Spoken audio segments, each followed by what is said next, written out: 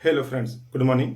आज के इस वीडियो में बात करते हैं ह्यूमिड अस्थमा की, यानी ऐसा अस्थमा जो जाड़े में या फिर नम मौसम में बढ़ जाता है, उसी को बेसिकली ह्यूमिड अस्थमा बोलते हैं। तो देखिए, जो अस्थमा होता है उसमें बेसिकली होता क्या है कि जैसे ये ट्रैकिया है, ट्रैकिया नीचे जाके डिवाइड होके ब्रांकस बनाती है और इसी तरफ लंग है, इधर भी लंग है इस तरह से। तो जो अस्थमेटिक पेशेंट होते हैं उनमें बार बार एलर्जिक रिस्पांस की वजह से एलर्जी बाद में अस्थमा में कन्वर्ट होता है। तो एलर्जिक रिस्पांस की वजह से यहाँ की जो जो म्यूकस मेम्ब्रेन है वो हैंग कर जाती है, नीचे की तरफ इस तरह से हैंग कर जाती हैं, लटक जाती हैं।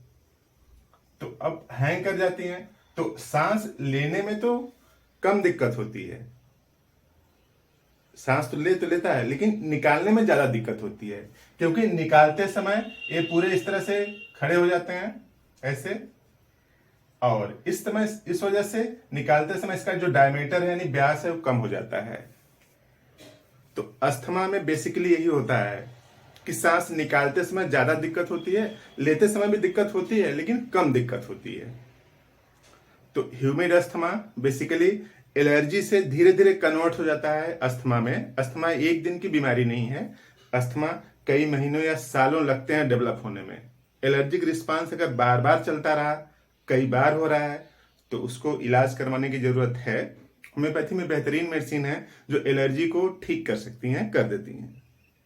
तो ह्यूमिड अस्थमा बेसिकली बच्चों की अगर बात किया जाए तो होम्योपैथी की एक बेहतरीन मेडिसिन है नेट्रम सल्फ। नेट्रम सल्फ का फार्मूला इस तरह से है, देखिए Na2SO4.10H2O।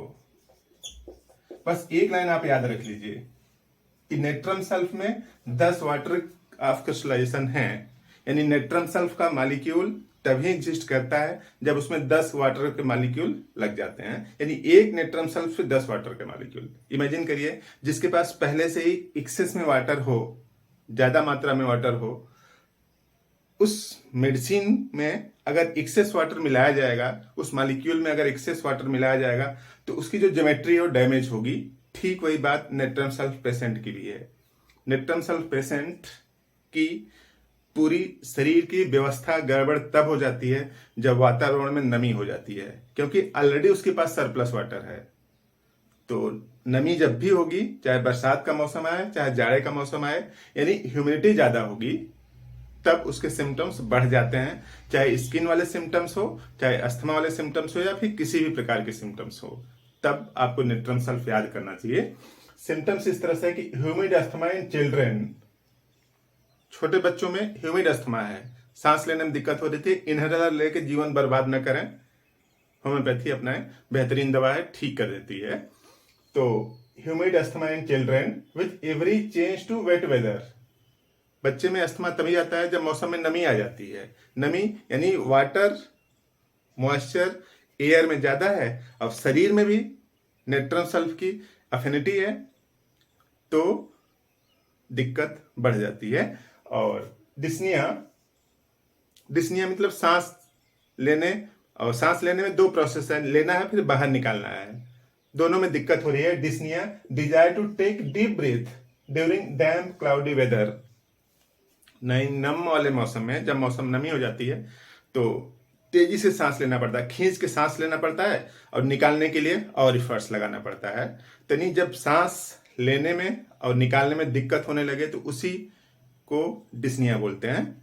और great soreness of chest during cough, अगर इसी में खांसी हो जाए तब तो और दिक्कत बढ़ जाती है। चेस्ट में छाती जो है पूरा इसमें सोरनेस हो जाती है, दर्द होता रहता है लेने में सांस और निकालने में। खास तौर से पेशेंट को इतनी दिक्कत बढ़ जाती है कि उसको बैठ जाना पड़ता है, लेटे लेटे रहने उसकी हालत खराब हो जाती है, लेट नहीं पाता। जब भी खांसी आने लगती है तो बैठने से थोड़ा सा उसको आराम टेम्पोरली मिलता है। तो great soreness of chest during cough has to sit up in the bed, bed में बैठ जाता है and hold the chest with both hand, यानी दोनों हाथ से ऐसे पकड़ के तब खांसता है ऐसे। यानी लेटा हुआ आदमी खांसी आने की वजह से बिस्तर पर बैठ जाता है और दोनों को चेस्ट को पकड़ करके खांसता है, ये सिम्टम्स नेट्रम सेल्फ के हैं। और जो लंग है, देखिए इसको आप लेफ्ट लंग अगर मान लीजिए लेफ्ट लंग है ऐसे, तो यहाँ का जो सबसे नीचे वाला पोर्शन है 4L है, 4L lower lobe of left lung. देखिए यहाँ पे लिखा है lower lobe of left lung, यानी लेफ्ट साइड में दिक्कत ज्यादा है। 4L याद कर लीजिए, 4L lower lobe of left lung. अगर ऐसी दिक्कत है बच्चों में चाहे बड़ों में, बच्चों में अधिक देखा जाता है, तो आप नेट्रम सल्फ यूज करें। नेट्रम सल्फ इन बीमारियों को, इन सिम्टम्स को, ह्यूमिड अस्थमा को ठीक कर देगी। आपको इनहेलर लेने की जरूरत खत्म हो जाएगी धीरे धीरे। तो आप ह्यूमिड अस्थमा नियर बाय में देखें, बच्चों में होता है और यही बड़ों में जाके अस्थमेटिक हो जाते हैं। किसी भी मौसम में दिक्कत होने लगती है, गर्मी जाड़ा बरसात चाहे जो भी मौसम हो, हर एक मौसम में दिक्कत होने लगती है, सीवियरिटी बढ़ती है। तो आप natrum sulph, natrum sulph 3x से स्टार्ट करें, 3x लें, फिर 6x, फिर 12x, फिर 30x, इस तरह से लें। 25 ग्राम की बोतल आती है, आप उसको यूज करें, एक बोतल, उसके बाद फिर दूसरी तीसरी इस तरह से यूज करें। छोटा टैबलेट है तो 4 टैबलेट लें 3 टाइम, बड़ा टैबलेट है तो सिर्फ 2 टैबलेट लें। अलग अलग कंपनियां अलग अलग साइज के टैबलेट बनाती हैं, और छोटा बच्चा है तो उसको आप 2 ही टैबलेट दें, और बड़ा है तो 4 टैबलेट दें। तो इस तरह से आप ह्यूमिड अस्थमा से, जो बाद में कि पेशेंट को अस्थमेटिक बनाने की तरफ चल पड़ता है, उससे रोक सकते हैं नेट्रम सल्फ का यूज करके। आपके नियर बाय में आप जरूर देखें, किसी न किसी को दिक्कत होगी, आप उसको बताइए कि नेट्रम सल्फ को यूज करें अपनी बीमारी से निजात पाने के लिए। इस तरह से काम की बात समझ में आई तो अब आपके काम स्टार्ट हो जाता है कि इस वीडियो को लाइक करें, जरूर लाइक करें, चैनल पर नए हैं तो सब्सक्राइब कर दें ताकि नए वीडियो का नोटिफिकेशन आपको मिलता रहे। और अगर कोई सजेशन है आपको तो कमेंट बॉक्स में जरूर लिखें। आपने पूरा वीडियो देखा, थैंक यू।